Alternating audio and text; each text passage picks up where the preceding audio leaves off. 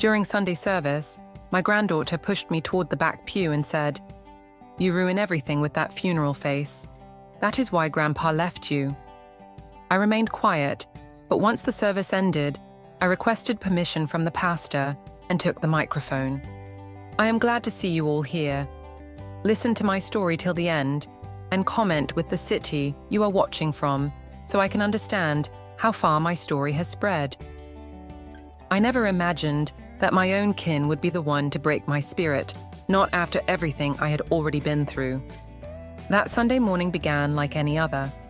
I woke up at 5:30, feeling my old bones ache as I carefully made my bed.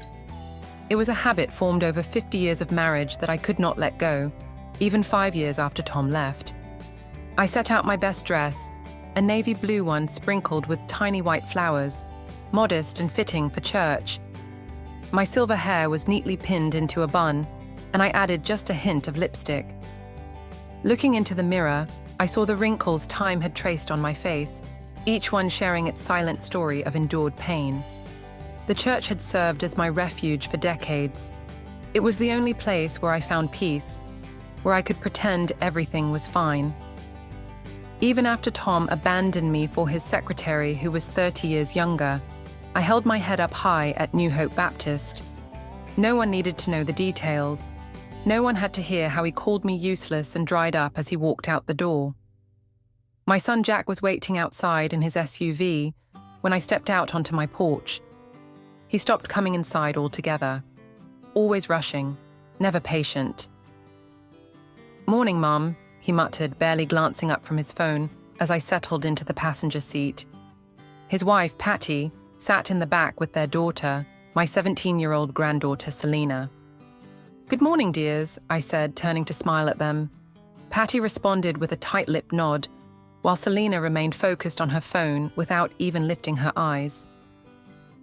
The drive to church was filled with silence, except for the soft hum of the radio. I used to bake cinnamon rolls every Sunday morning.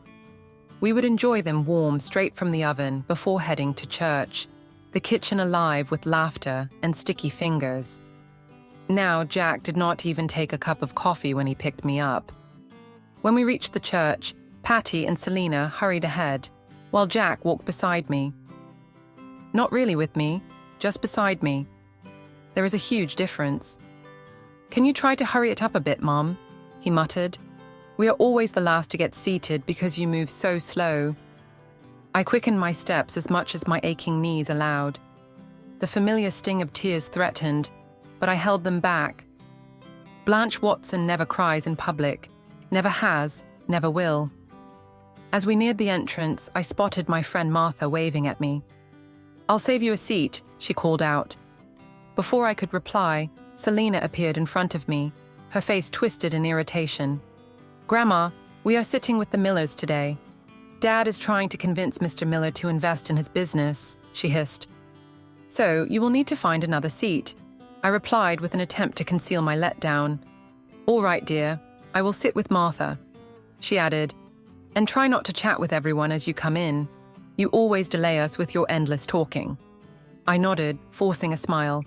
"Of course, dear." We entered the sanctuary where the morning sunlight poured through the stained glass windows, creating vibrant patterns on the aged wooden pews. Jack noticed the Millers and waved, guiding Patty towards them. I began to follow, but Selena abruptly stopped me. "What are you doing?" she hissed sharply. I said, "I thought I was going to sit with you all." She sighed heavily, rolling her eyes. "I just told you, we are sitting with the Millers." There is no space. Yet there were empty spots on the pew, plenty of room, but before I could respond, Selena laid her hand on my shoulder and firmly nudged me to the back. "Just go sit in the back with the other old people," she said without lowering her voice. "You always slow everything down with that gloomy face. No wonder Grandpa left you." Time seemed to freeze there in the middle of the church aisle, with the organ playing softly and people settling into their seats around us. The harshness of her words stole the air from my lungs. I stood motionless, feeling numerous eyes on me, some filled with pity, others with curiosity, and some deliberately looking away out of discomfort. Jack and Patty. I pretended not to hear, already caught up in a lively discussion with the Millers. Martha appeared beside me, her warm hand resting gently on my elbow. "Come sit with me, Blanche," she whispered, leading me to a pew located near the center. I followed without thinking, my body moving while my mind kept replaying Selena's words repeatedly. Throughout the service, I struggled to concentrate on Pastor Robinson's sermon about forgiveness and honesty. The irony was clear to me. For all these years, I had forgiven. I had remained silent. I had protected everyone except myself. When the collection plate passed by, I slipped my usual envelope inside, 10% of my modest pension given faithfully every single week. As the plate moved forward, something inside me began to change. All these years I had given to my husband, my son, the church. But what had I saved for myself?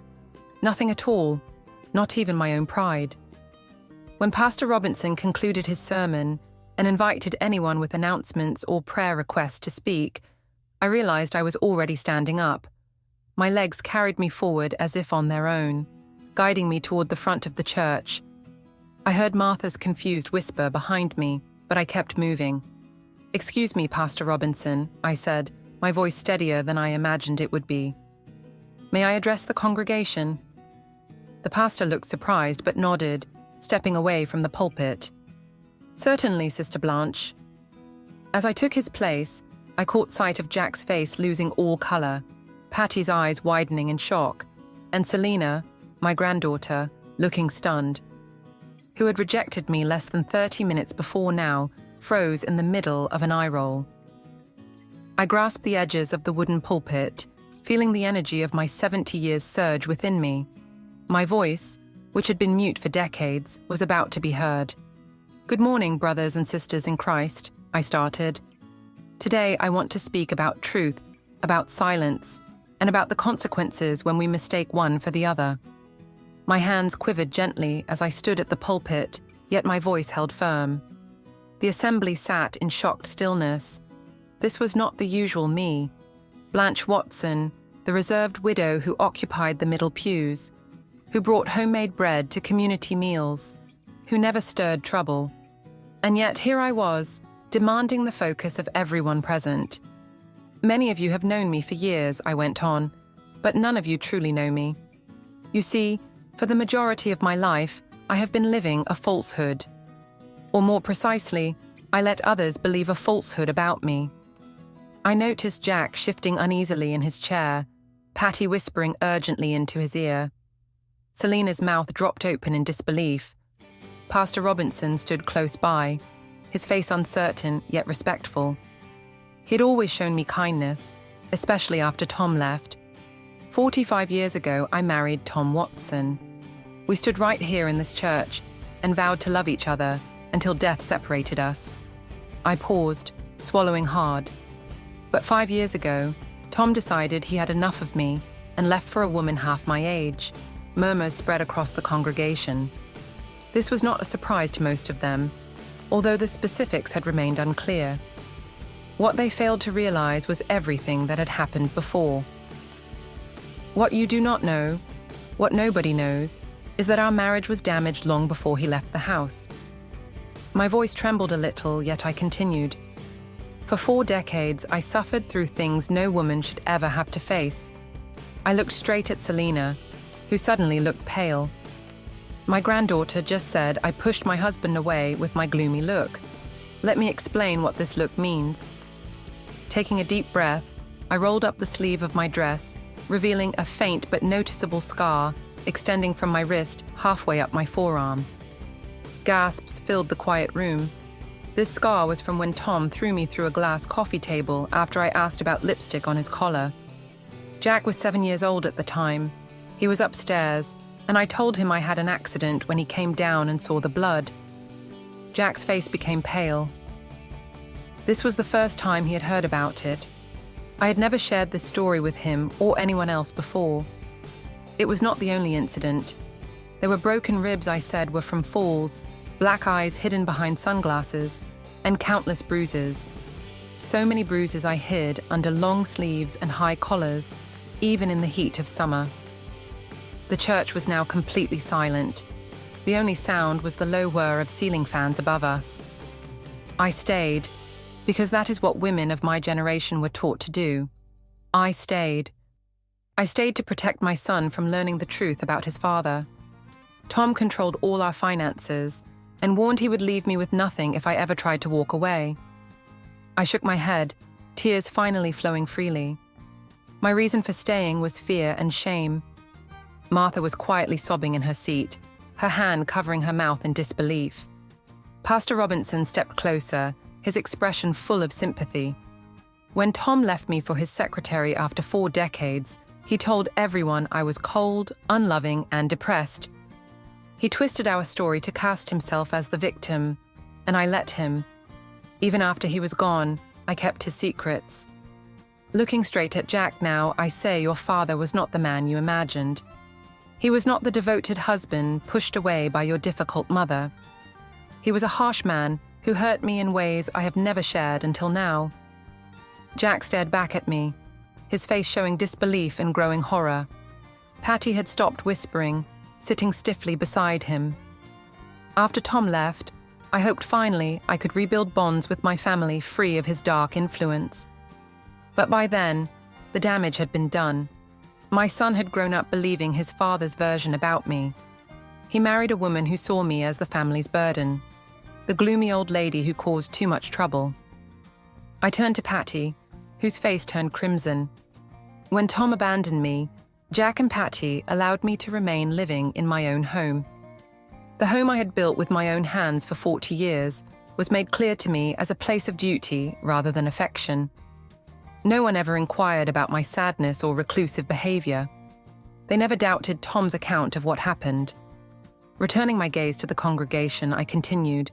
Each Sunday, I sit among my family to worship, only to feel like a burden. Today, my own granddaughter accused me of being the reason my husband left and pushed me to the back pews to prevent me from embarrassing them in front of potential business partners. Selena's face crumpled in shame as tears streamed down her cheeks. I am not sharing this to shame my family or to seek your pity. At 70 years old, I have grown weary of harboring these secrets. I am exhausted from playing the villain in a tale crafted by my abuser. Pastor Robinson stepped forward, gently placing a hand on my shoulder. Sister Blanche, your bravery is a testament to your strength. God sees your sorrows, and so do we. I nodded with gratitude, wiping away tears. For decades, I believed that silence equaled strength, and that shielding others from the harsh truth was my responsibility as a wife and mother.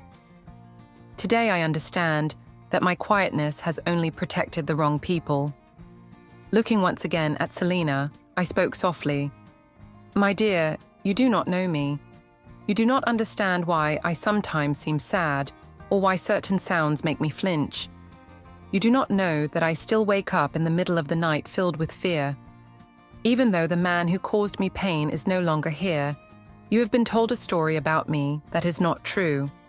I straightened my posture, feeling lighter than I had in many years. From this moment on, I will live openly and honestly. If that means I worship alone, then so be it.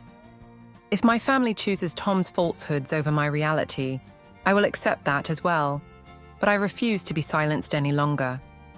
As I stepped down from the pulpit, the church reacted immediately. Some wept openly, while others remained in stunned silence. A few elderly women nodded knowingly, perhaps, holding secrets of their own. Pastor Robinson took the microphone and said, "Let us pray for Sister Blanche and for healing within her family."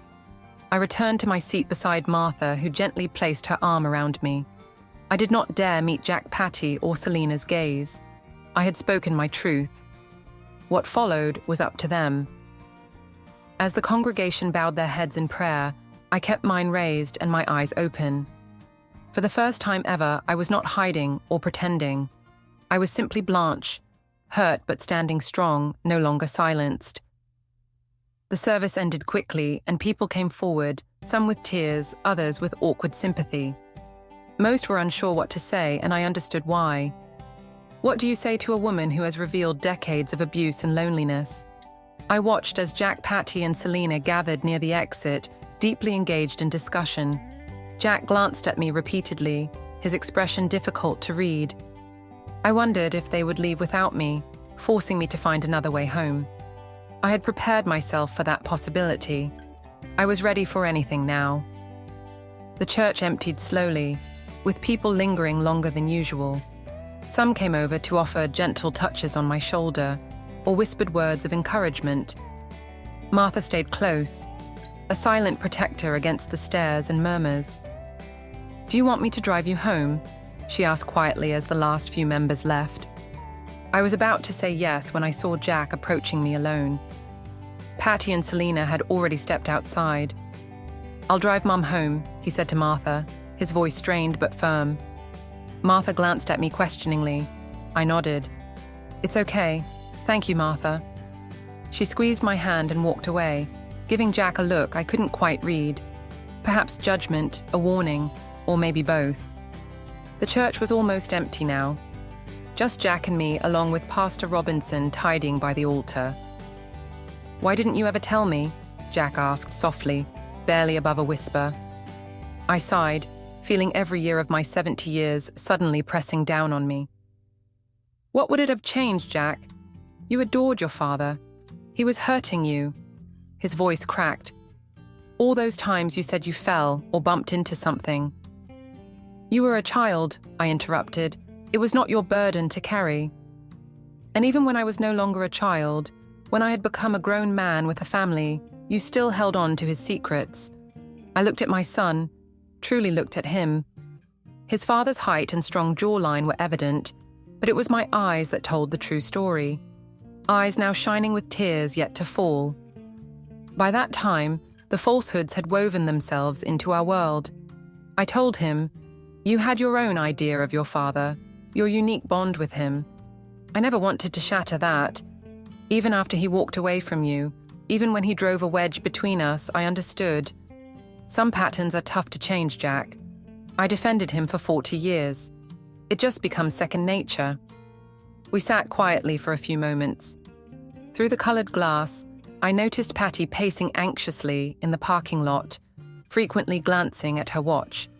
Selina remained in the car, her face obscured by her flowing hair. "I don't know what to say," Jack finally confessed. "I have no idea how to handle this." "You don't need to say anything," I reassured him, "nor do you have to trust what I am telling you." Standing up, I grabbed my purse. "I didn't come forward today for you or anyone else. I did this for myself." As we headed for the exit, Pastor Robinson approached us both. "Sister Blanche, Brother Jack," he greeted with a respectful nod. "If either of you wants to discuss this further, my door is always open." "Thank you, Pastor," I replied sincerely. Jack remained silent but nodded firmly. The drive back was filled with quiet tension. Patty sat in the rear with her arms crossed tightly. Selina gazed out the window, her cheeks streaked with dried tears. No one spoke. What was left to say? Upon arriving at my modest home, the one Tom had generously left me as a parting gift, everything felt heavy with unspoken emotions. Using nearly all of our savings, Jack pulled into the driveway but left the engine running. "We will see you next Sunday," he said without much feeling. I stared at him, then glanced at Patty and Selina.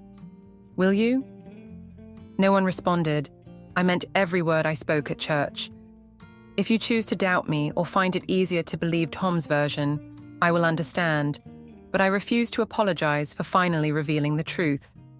Patty cleared her throat and asked, "Do you have any proof of this?" Her question cut deep, though it did not surprise me. Patty had always sided with Tom and considered me the difficult one. "Besides the scars on my body?" I asked softly. "No, Patty. Abusers rarely leave any paper evidence." Jack flinched as if the word abuser hurt him because it applied to his father. Suddenly I said, "There is a box," remembering I kept some items in the attic. Evidence, if you want to call it that. I had planned to use it if I ever found the strength to walk away from him. "What kind of evidence?" Jack questioned. "Photographs of the injuries. Some hospital records where I lied about how I got hurt, and journals. I hesitated. And letters from other women. Other women? Jack's knuckles turned white, gripping the steering wheel. Your father's affairs did not begin with his secretary, Jack. She was only the one he eventually left me for. Selina spoke for the first time since the church. Can we see them? The things in the box? I looked at my granddaughter, her youthful face curious and hopeful. My face showed a mix of confusion and embarrassment. I needed answers. Maybe they all did. Yes, I said calmly. Come inside. For a moment, I worried they might refuse. Patty appeared ready to protest, but Jack was already shutting off the engine. One after another, they followed me into the house. They seldom came in anymore. The living room remained unchanged since Tom left. The same worn-out furniture, the same faded curtains. I had not altered anything, partly because I could not afford 2 sets, and partly because some small part of me was still stuck in the life he had abandoned. I'll get the box, I said. It's up in the attic. Jack, could you help me with the ladder? As Jack lowered the attic stairs, I sensed Patty's gaze taking in the house, noticing the water stain on the ceiling that had never been repaired, the outdated kitchen, the overall feeling of slow decay. Was she now perceiving it differently? Not as the home of a lonely old woman who had fallen behind, but as a cage that had held her captive for all those years. The attic was hot and dusty, even in September. I pointed toward a corner where an ordinary cardboard box sat unmarked among holiday decorations and worn-out suitcases. That one, I said. Jack carefully retrieved it, as if it contained something hazardous. In a way, I added, it did. We returned to the living room where Patty and Selina waited. I placed the box on the coffee table and slowly lifted the lid. I have not looked at this in years. I confessed. These things happened over many years. After he left, I considered discarding everything and starting anew. Yet, something held me back. The first item I took out was a small photo album. I handed it to Jack, my hands calm despite the turmoil inside. I said plainly, "This is what your father did to me all those years. This is what I kept hidden from you." Jack opened the album, with Patty and Selina leaning in to look. The first picture displayed a much younger version of me, sporting a black eye and a split lip. The Polaroid was dated June 15th, 1979, Jack's 8th birthday. Selina gasped. Patty covered her mouth with her hand, while Jack stared silently, turning the pages slowly. Each new photo revealed another injury, each date likely linked to some joyful family memory in his mind. "My God," he whispered. "Mom, I never knew." I replied softly, "Exactly. No one knew." I thought things would shift after that Sunday. What caught me off guard was the total silence that came next. For 3 full weeks, my phone remained silent. Jack did not come to pick me up for church. No family member called to see if I was still alive or not. It was as if I had completely disappeared from their lives. I continued attending church, taking the bus that stopped 2 blocks away from my home. Martha saved me a seat every Sunday. Several other members of the congregation, many of whom had barely exchanged words with me before, now greeted me warmly, some with a knowing glance in their eyes. Women, mostly women who perhaps understood more than they let on, have said, "You heard from Jack?" Patty asked one Sunday as we walked out of the service together. I shook my head. Not a single word. She frowned. "That is not right. No matter what they think of your story, you are still his mother." My story. As if what I had shared was some fictional tale I had created rather than the harsh truth of my life. But I got it. It was easier for others to view it that way. Something separate from me. Something that could be believed or denied, accepted or dismissed. "They need time," I replied, mostly to convince myself and not so much Patty. It is a lot to take in. Time is one thing. Abandonment is quite another, Patty stated firmly. "Do you want me to contact him?" "No," I said quickly. "Please don't." "They will make contact when they are ready," if they ever are ready, a faint voice whispered inside me. That evening, I sat on my porch swing, watching the sunset color the sky with hues of pink and gold. My neighbor across the street, Mr. Henderson, waved as he grabbed his mail. I waved back, thankful for the simple recognition of my presence. Suddenly, the sound of a car pulling into my driveway startled me. For a brief moment, hope fluttered inside my chest. Jack, Selena. But the vehicle was unknown to me. A sleek black sedan I had never seen before. When the driver's door opened, my heart almost stopped. Tom. He looked older, naturally. 5 years had passed, but he was still attractive in that sharp, intense way. The same way that had captivated me so many years ago remained unchanged. His silver hair was impeccably groomed, his attire expensive and sharp. He had clearly prospered after leaving. "Me, Blanche," he said, his voice that smooth tenor capable of shifting from warmth to harshness instantly. "We need to have a conversation." I did not invite him inside. Some lines once drawn should never be crossed again. "Say what you came to say, Tom," I answered, still seated on my swing. He climbed the 3 steps to my porch. Despite being almost 75, his movements were still nimble. "Jack had contacted me. Mentioned some intriguing things you have been saying at church, naturally." Jack had not reached out to me in weeks, yet he had called his father. The betrayal bit deeper than I wanted to admit. "I refused to say anything untrue," I stated firmly. Tom's smile never reached his eyes. It never had. "Come now, Blanche. We both know you have always enjoyed drama. Flaunting wounds, narrating stories about mistreatment."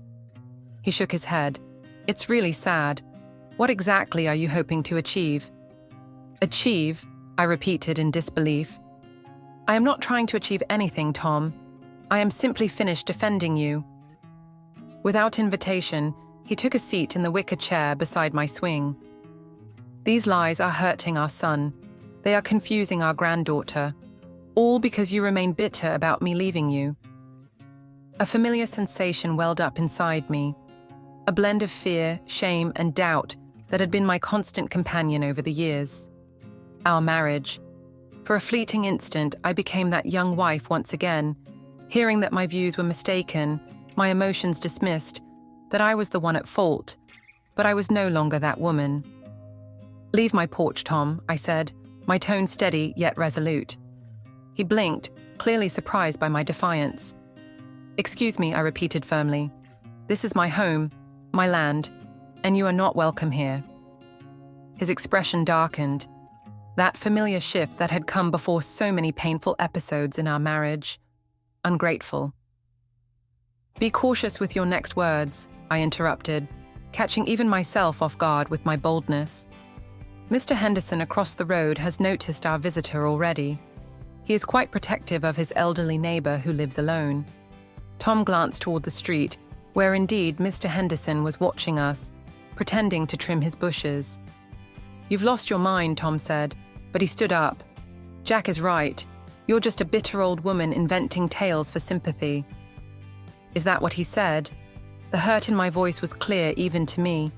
Tom's cruel smile returned, satisfied, taunting. "More or less. He is ashamed, Blanche. They all are. That little performance at church has turned you into the subject of gossip, and not in a flattering way." I closed my eyes briefly to regain composure. "I don't believe you. Call him yourself." "Oh, wait, you cannot because he is ignoring your calls, right?" Tom laughed. "Face reality, Blanche. They have chosen me, and they always will."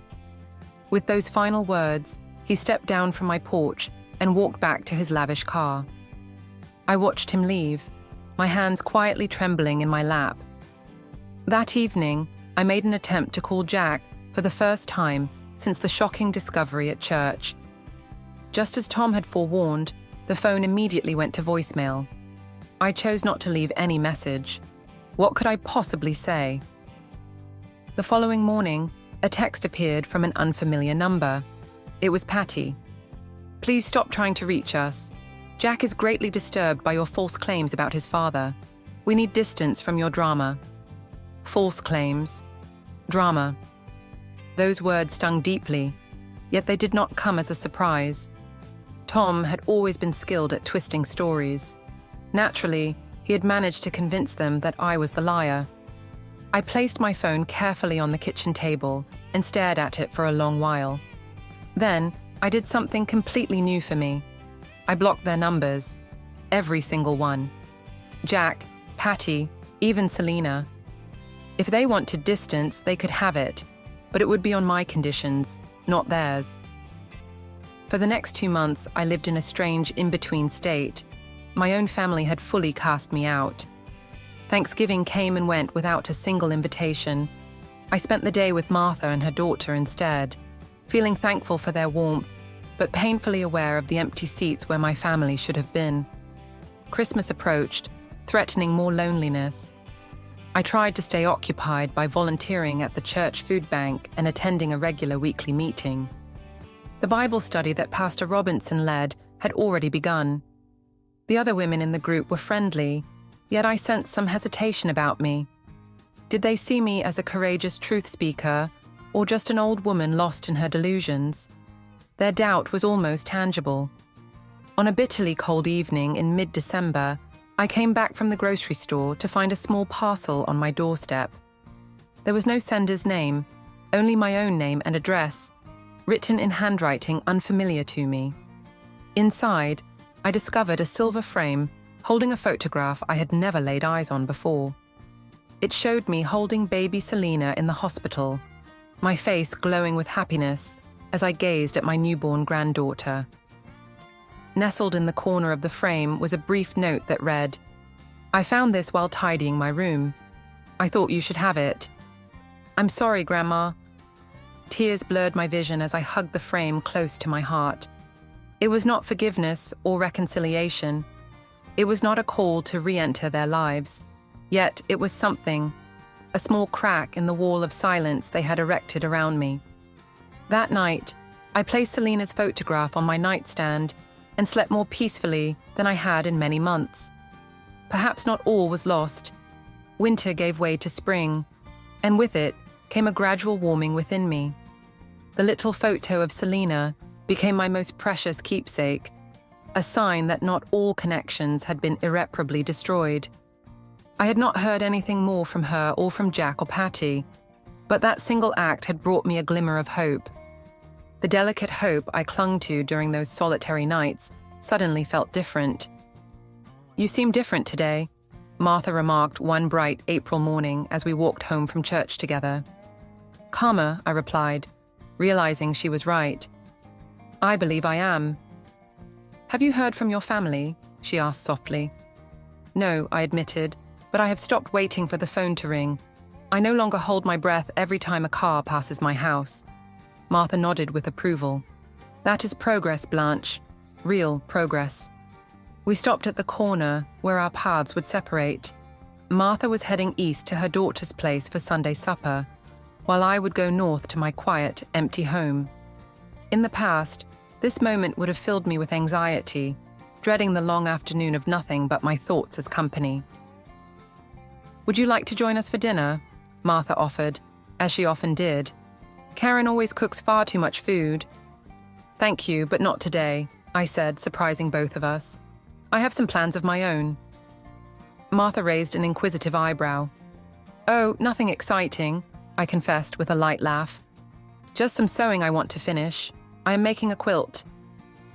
It sounded trivial when spoken aloud, yet this project had grown meaningful to me in the last few months.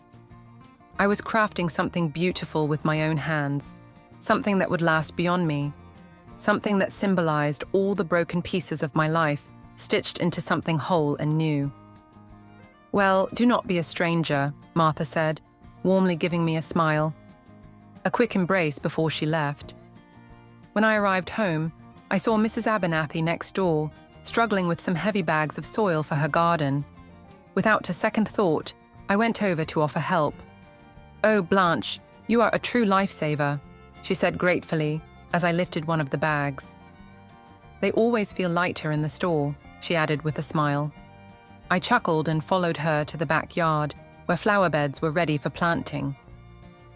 I am planting some dahlias and zinnias, she told me, showing the seed packets. They will bloom throughout the entire summer. I admired her garden plans and remembered my own fondness for gardening. Tom used to tease me about my digging in the dirt habit, saying it made my hands look like a labourer's. Eventually, I stopped gardening, along with many other small pleasures I once enjoyed. I found myself saying, I used to grow the most stunning roses, red ones with a heavenly fragrance. Mrs. Abernathy's eyes brightened. I have the perfect sunny spot on the south side for roses. Would you help me pick some kinds?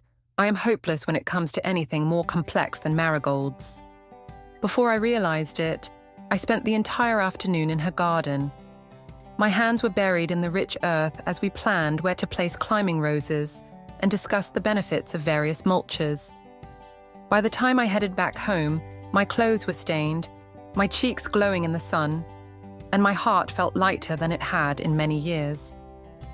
That evening, as I washed the dirt from beneath my nails, staring at my reflection in the bathroom mirror, I noticed the woman looking back was not the same person who had stood at that church lectern 5 months ago. Her eyes were more vibrant, her posture more upright. A healthy glow had returned to her cheeks, which had previously been pale. I was transforming both inside and out. The following day, I did something I had been thinking about for several weeks.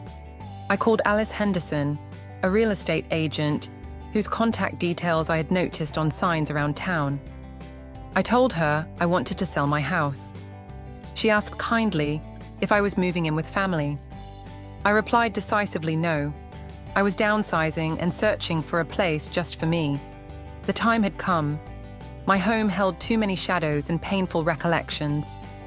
Every room carried the sound of Tom's anger, my own fears, and years of pretending. I longed for a new beginning. Alice was both capable and compassionate. Within a few days, she had scheduled a home inspection and arranged for professional photos to be taken. She reassured me, "It's a sturdy home in a desirable neighborhood. It should sell fast, especially if we price it correctly." The property was listed on Monday, and by Thursday, 3 offers had come in, all higher than the asking price. Alice explained the market was very active, particularly for modestly priced houses like mine. I accepted the top bid from a young couple expecting their first baby. They included a sincere letter saying they wanted to start their family in a house with solid foundations and meaningful history. I hoped the house would soon be filled with joy and happiness, washing away the dark memories that had settled in its corners. As news of my upcoming move began to circulate, something surprising occurred. Members of the church started dropping by, offering to assist with the packing and cleaning. Pastor Robinson arrived carrying boxes he had gathered from nearby businesses. Martha organized a small group to help sort through your things, deciding what to keep, what to give away, and what to throw out, Alice commented during one visit, watching 3 women from my Bible study gently wrap my china in newspapers. "You really do have a strong support network," she added. "I certainly do," I replied, feeling a bit astonished. For so long I had felt unseen and overlooked. Now I was surrounded by people who genuinely cared about my welfare. One Saturday morning in early May, while I was going through a box of old photos, the doorbell chimed. Martha, being closest, went to answer it. "Blanche," she called out with a hint of warning in her tone, "you have visitors." I looked up to find Selina standing somewhat awkwardly in the living room, accompanied by a young man I did not recognize. "Grandma," she whispered, her eyes scanning the scattered boxes and packing materials on the floor. "You are moving?" I nodded, setting aside the photo album I had been carefully arranging. "Yes, the house was sold last week. I will finalize everything on the 30th. "Where will you be going?" she inquired softly, her voice fragile and almost childlike. "I found a small garden apartment not far from the church. There is a patio where I can cultivate some flowers." I gestured toward the young man standing next to her. "Would you introduce your friend?" Selina flushed slightly. "This is Noah, my boyfriend." Noah stepped forward, offering his hand. "Pleased to meet you, Mrs. Watson. Selena has shared a lot about you." I wondered what exactly she had told him, but his warm smile appeared sincere. I shook his hand. "Please, call me Blanche." An awkward silence settled in. Martha, always perceptive, whispered something about checking the kitchen and packing, then slipped away, leaving us some privacy. "I got accepted to State University," Selena finally said. "I start in the fall." "Congratulations," I replied warmly. "You've always been an intelligent girl. What will you study?" "Psychology," she answered, a touch of defiance in her tone. "I want to understand people, why they act the way they do." I nodded, sensing the deeper meaning beneath her words. She was trying to make sense of her family, of Tom, of Jack and Patty, and of me. "That's an admirable aim," I said simply. "Would you like some tea? I haven't packed the kettle yet." She hesitated but then nodded. "Yes, please."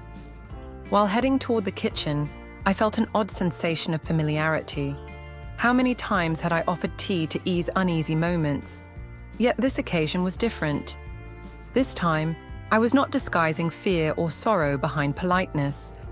I was simply a grandmother, extending kindness to her granddaughter and her companion. It was a small gesture, but a meaningful one. The moment felt quietly transformative. The process of rebuilding my life and quite possibly our bond had started.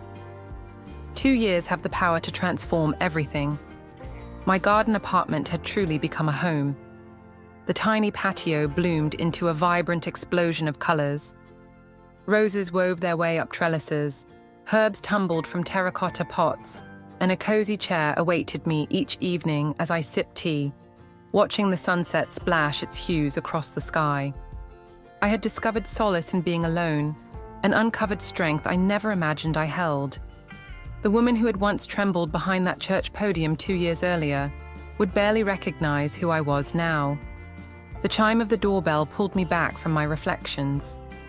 I glanced at my watch, right on schedule. Selena was always punctual, a habit she likely inherited from me without realizing it.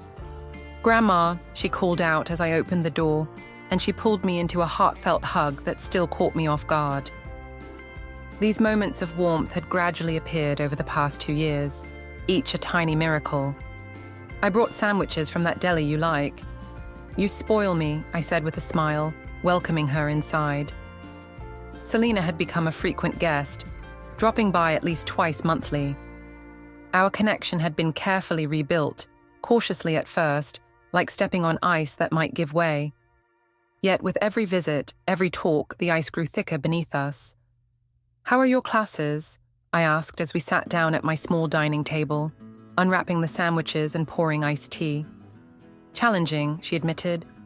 The developmental psychology course is captivating, yet the professor is extremely harsh when it comes to grading."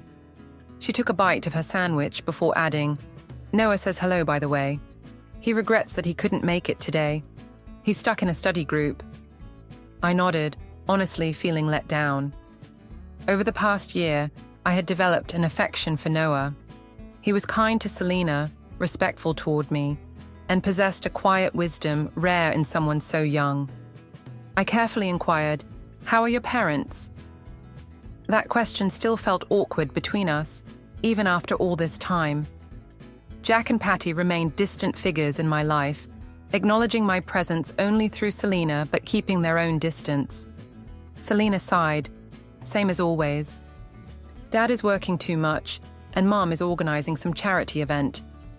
She hesitated before confessing, "They asked about you." My heart raced. "Mom wanted to know if you were coming for Thanksgiving this year." I set my glass down, surprised. I hadn't realized I was invited. "You were not, at least not officially." Selena seemed uneasy but continued, "I told them I wouldn't go if you weren't welcome." Noah supported me. I reached over the table and gently squeezed her hand. "Selena, I don't want to cause any family conflicts after everything." She responded firmly, "You're not causing anything." "Their stubbornness is." I sighed, noticing the defiant tilt of her chin, the same expression she had on that crucial Sunday when she nudged me toward the back pews. But now, my defiance was directed on my own behalf and not against anyone else. I said carefully, "Your father is a complex person. He was raised to believe in a certain idea of his family. When that idea was destroyed, it broke something inside him as well. That does not excuse how he has treated you," Selina insisted. "No," I agreed. "It does not. But understanding is different from excusing." Selina looked at me for a moment. "That is what Jack says about you, that you have this amazing ability to understand without enabling. He says this quality is quite rare." I smiled, touched by his words. "Jack is a very insightful young man. He also mentions," Selina went on, "that I am fortunate to have you as a role model, and he is right." Her voice softened. "I am truly sorry for how I treated you, Grandma, for believing those things about you without ever asking for your side. You were just 17, I reminded her gently. You believed what you were taught to believe." "But I was awful," she insisted, her eyes filling with tears. "What I said to you that day at church was inexcusable. Nothing is inexcusable, Selina. Nothing at all." I squeezed her hand again and told her I forgave her long ago. We finished our meal and moved on to lighter topics. Her summer internship plans, my community garden project at church, a book we both had recently read. As she got ready to leave, Selina stopped by the door. "There is something else," she said hesitantly. "Grandpa Tom is ill. Cancer." Dad did not want me to tell. "You should know this," she said, and the news struck me with unexpected intensity. Despite all that Tom had done and the pain he caused, learning about his illness brought up complicated feelings. "I am sorry to hear that," I said genuinely. "How is your father dealing with it?" "Not well, he is in denial. I believe Grandpa thinks he will overcome it, that he is too strong to let cancer win." She paused. "The doctors do not agree." I nodded, fully understanding. Jack always admired his father and had shaped his entire being around being Tom Watson's son. Losing him would be crushing. "Thank you for telling me," I said. "If there is anything I can do, let me know." Selina nodded, then left with one last embrace, promising to call soon. 3 days later, my phone rang at an unusual time. Jack's name appeared on the screen. The first call in over 2 years. My hand trembled slightly as I answered. "Mom." Jack's voice was strained and tired. "Dad is gone. He passed last night." I closed my eyes, absorbing the weight of the news. "I am so sorry, Jack. There will be a service on Friday," he continued in a robotic tone. "At West Lawn Cemetery, 2 o'clock. I hesitated. "Would you want me to come?" Silence stretched so long I feared he had hung up. At last, his voice barely reached me. "Yes, I think I would." The service was modest yet respectful. Tom had outlived many friends, and his rapid decline left little room for grand arrangements. I sat in the last row, dressed plainly in a navy blue dress, more observing than engaging. Jack stood motionless beside Patty, accepting condolences with stiff restraint. Selina noticed me right away and came over to sit next to me, Noah trailing silently behind. "I'm glad you made it," she murmured softly. "Dad needs you, even if he doesn't see it yet." After the ceremony, as guests mixed at the small gathering, Jack came up to me. He looked older, the wrinkles around his eyes deeper than I remembered. "You didn't have to come," he said with a flat tone. "I came for you," I answered simply. "Not for him." Jack nodded and looked away. "Selina mentioned you are managing well. Your new place. I confirmed that it fits me well." An uneasy silence settled between us. So much remained unspoken, so many scars left untouched. "Did you ever resent him?" Jack finally asked quietly. I thought over the question carefully.